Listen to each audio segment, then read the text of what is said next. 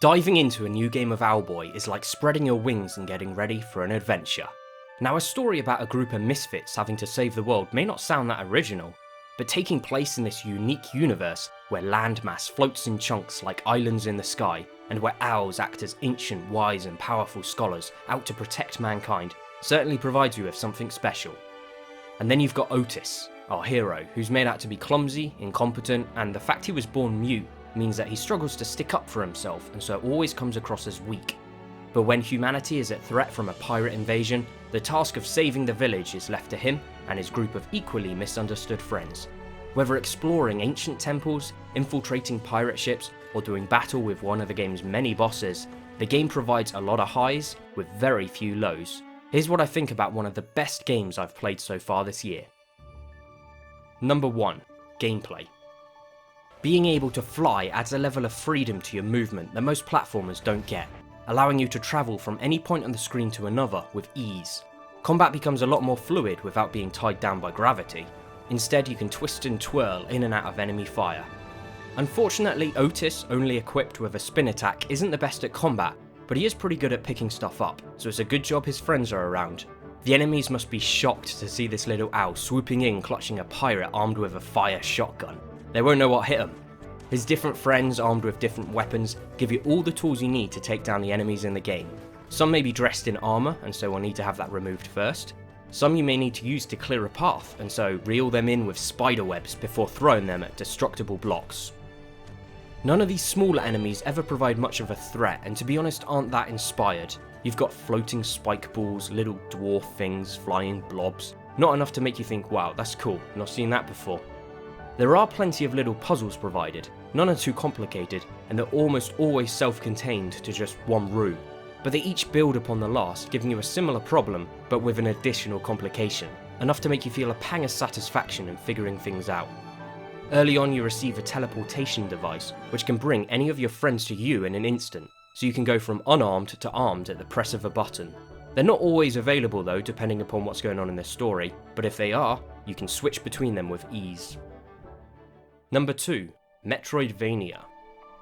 Sure, the dungeons contain secrets hidden behind traversable walls, and sure, certain paths sometimes are blocked until you unlock a way to get past them, both of which staples of a traditional Metroidvania game. But other than this, Owlboy does things differently. For one, things are very linear. There's always only one way to go, luring you onto the next location to move the story along.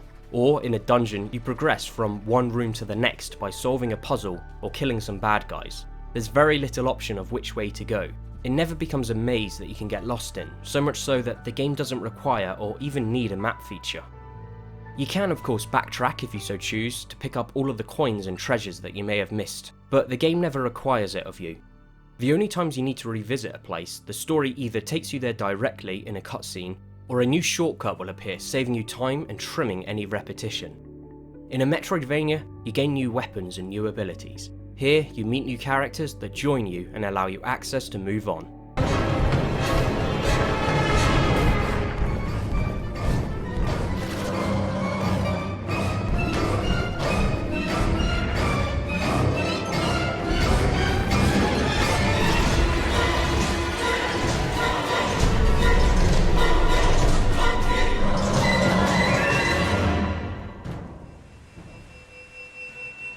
Number 3. Boss fights.